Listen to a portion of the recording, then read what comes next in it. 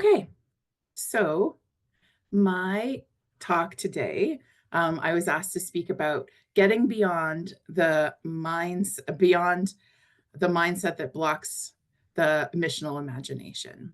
So, for those of you who don't know me, my name is Emily Hill, and I'm the Parish Development Missioner for the Diocese of Niagara. In addition to my role at the diocese, I also have the privilege of teaching occasional evening courses at Sheridan College. This semester, wait till you hear this, I was invited to teach a course called Social Innovation and Social Entrepreneurship. Okay, all you church people, before you stop listening because I've said the word entrepreneurship or innovation, please bear with me as I tell you a bit about how these insights from this world of social innovation apply to the missional efforts of the church today.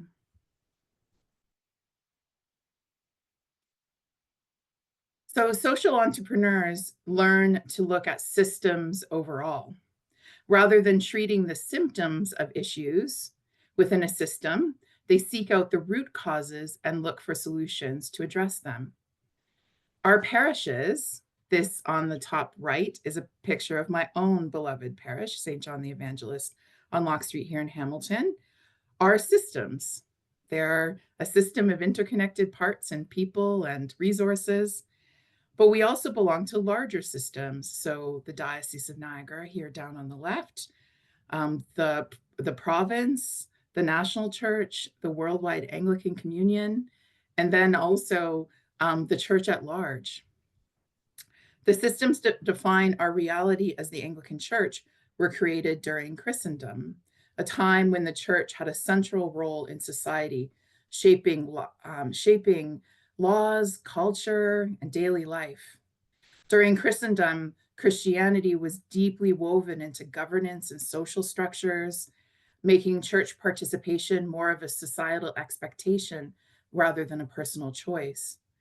However, as we transition to a post-Christendom and now a post-secular age, many of our inherited church systems no longer align with the realities of today's world.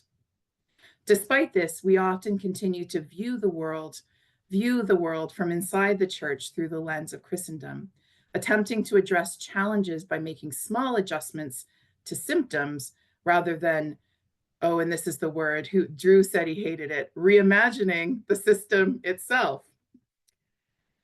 Breaking free of the Christendom lens that shapes how we see the church and understands relationships with the world is no small feat. Borrowing from Charles Taylor's notion of the immanent cultural frame, my colleague Ian Mobsby and I have developed a chart to illustrate the many ways that the Christendom-shaped frame keeps us from thinking and dreaming missionally. While we recognize that the chart I'm about to show you simplifies a very complex system, and you might have a gazillion things you would add to it, you might even argue with some aspects of this, but that's okay. We present it to you just as a way of helping us to think through where we have been and where we're going as churches. So the chart might be a little bit hard to read depending on the size of your screen, but I can also provide it at a later point to you. So the current mindset, this is something I use with churches. It's actually contained in our mission action planning. There's a list on the left that's kind of a current mindset, and not all of these things appear in every church. Not all these things appear in every diocese, but there's different combinations of how these appear in different ways. So focused on doing faith. Focused on doing, faith is defined through activity. And the missional church focused on being. So many parishes I work with, there's a lot that they do. We run this program, we do outreach in this way, they're doing. And then I say, how are you spending time in the presence of Christ? Faith is about knowing God through head knowledge. And faith, instead of faith being about experiencing God through heart knowledge. Somebody at a conference I was at once said to me, I fear we've been doing Sunday school wrong. We have been teaching kids about Jesus, but we've not been teaching children how to have a living relationship with the living Christ. So building money and resources are major sources of stress, whereas building money and resources, while sometimes stressful, are actually blessings. Remember, Bishop Susan talked about blessings in her talk that are used to live into God's mission. So there's often a sacred and ordinary split, whereas the sacred and ordinary life are connected. What we do in worship, prayer, and faith formation is deeply rooted in the way we lived. So the Missional Church focused on growing disciples of Christ, not just on offering programs or social services. And it's outsider oriented. I think we've heard a lot about that in the last couple of sessions. So seeking the common good of the community and building relationships with those who have never been part of the church or who have left. The Missional Church embraces healthy risk-taking. It's generous and abundance-oriented. And faith is trust in an interventionist God who actively intervenes in the world, guiding us, answering prayers, shaping our world, shaping our mission. It's focused on mission as tending to the spiritual needs of people in the neighborhood, not just the physical and material needs. And it partners and does things with others in their communities. So this is a chart that we sometimes use. And with parishes, I'll often say, choose one thing on the right-hand side of this chart. Sometimes I don't even show them the left. It's overwhelming to see the ways that often I don't show them the left. I just show them the right. I say, what is one of these things that excites you to do? And then make a plan for doing more of that. Whether we're a parish thinking we need to adapt, or a diocese, or ourselves in our hearts, it's really difficult to think outside the framework that has defined our ways of being. It's easy to get caught in the things we are not, how far we have to go. It can feel like, oh my goodness, please don't tell me we were completely wrong about how we've been doing things these years. No, you weren't wrong. We weren't wrong. Culture outside the church has shifted, and now we shift too. Being faithful to God often means changing, adapting, and growing. It's part of who we are as Christians, even if it's uncomfortable at times. As Lisa mentioned in the chat this morning, she said, we, church people, are tempted to default to what we know. This is so true. So how do we move from a current mindset to the missional mindset? This is where we get back to my social entrepreneurship class. You thought I'd left that, didn't you? As we go, I'm going to present some approaches taken by social entrepreneurs. And I want you to think of the stories of the missional practitioners we have heard from on Thursday and this morning. I will also be illustrating how Jesus exemplifies this approach with the Samaritan woman at the well. If you're not familiar with this story, it's in John 4, verses 1 to 42, but I believe many on this call will be familiar with the story. All right, let me find, there we go.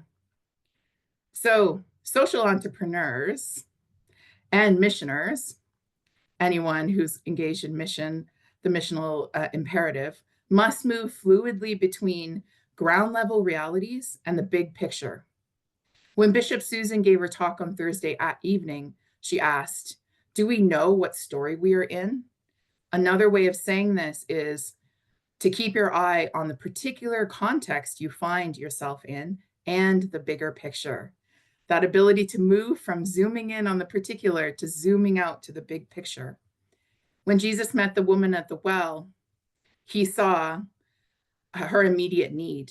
She was physically thirsty, but also her deeper thirst for belonging, truth, transformation. He zoomed in, engaging with her where she was at, but he also zoomed out, revealing God's greater vision when he said, the hour is coming when true worshipers will worship the Father in spirit and truth. As missioners, we must do the same. Be able to see the individual or situation in front of us, while also keeping in mind God's greater work of transformation in the world. We must not get caught up in the dailiness of running our parishes or our dioceses. that we lose sight of God's movement. We are called to get on board with it. We are called to both zoom in and zoom out.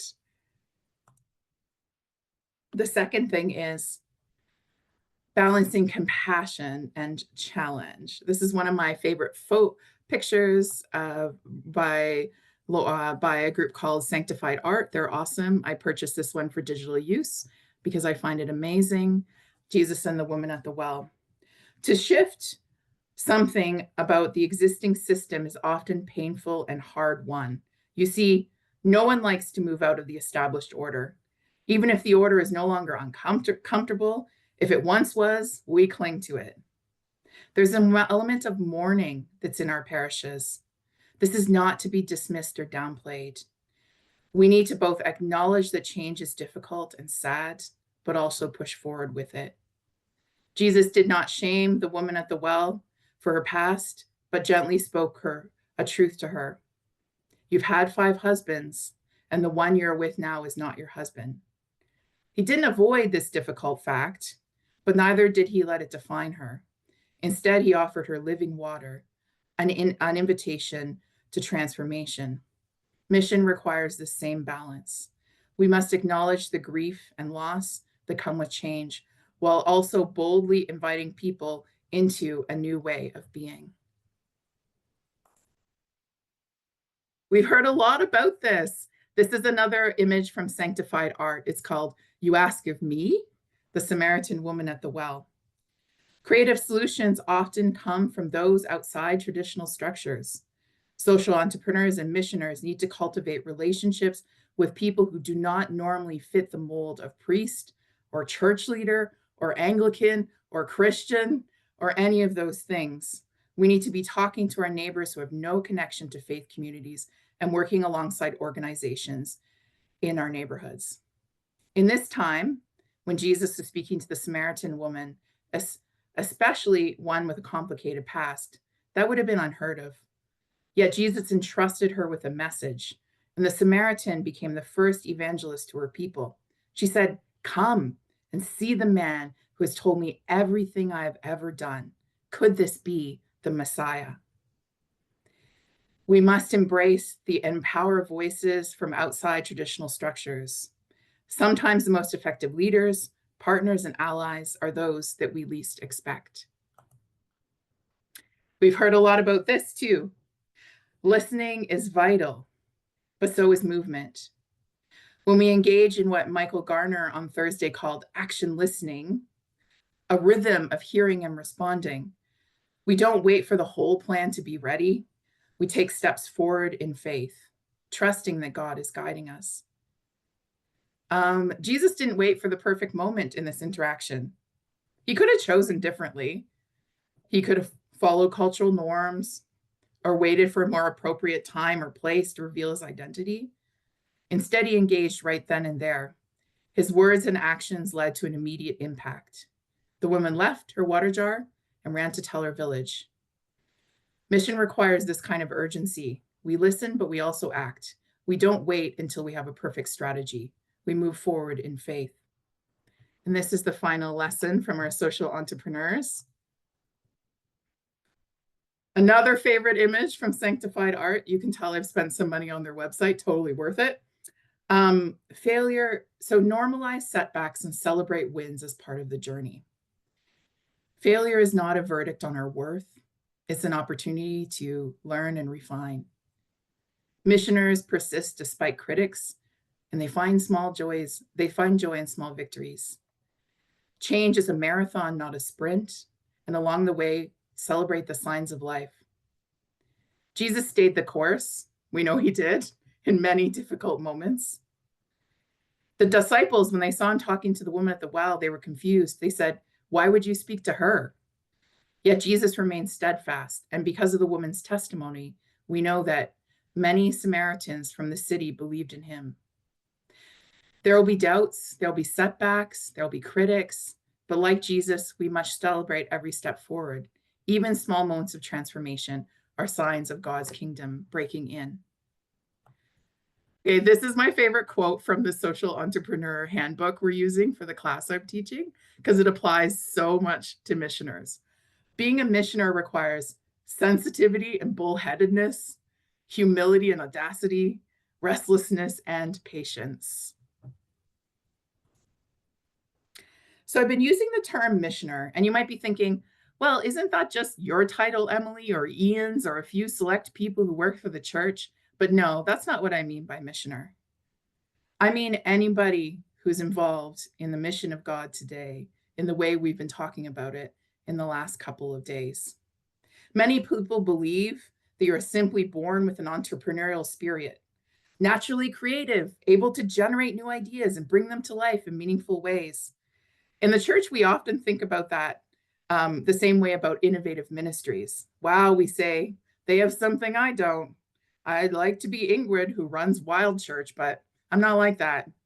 I'd love to be Andrea with her bread circle, but no, I can't even imagine reaching out like that. Drew and that story he told about just tapping neighbors on the shoulder and inviting them to go for wings and creating a community of vulnerable men who share their lives. Wow, those are special gifts those people have. God just did not give me those gifts. But that's not true. Don't listen to the voice that says that. Being missional is not an innate talent. It's not some special gift. It's a muscle that we must exercise to grow. Just like faith, it is strengthened through practice, risk, and trust in God. When I work with parishes that want to become more missional, I encourage them to start small. That's okay, Choose one of the characteristics of a missional church. Maybe it's prioritizing being over doing, or seeing the blessings we have, having abundance over scarcity, or engaging with the wider community, and commit to practicing it. The shift doesn't happen overnight, and that's okay. The movement is slow. The Spirit sometimes works with speed, but she also sometimes works slowly through steady faithfulness. I like what Ingrid Brown said. The kingdom of God is built at the rate of relationships, which is slow, often slow. And here's the good news. God is not waiting for perfect visionary leaders. God is simply waiting for people who are willing to say yes, to step out and trust and build relationships. If you're here on Thursday night or today, that person is you. This missioner is you. Step out, trust God, step out in faith. I love what Andrea said when her friend said to her, just go and do it. Stop talking about the missional bread circle you want, do it. Try, adapt, and just. You're not alone. We're doing this together. I'm proud of you and all of the things we've heard today, all the great discussion.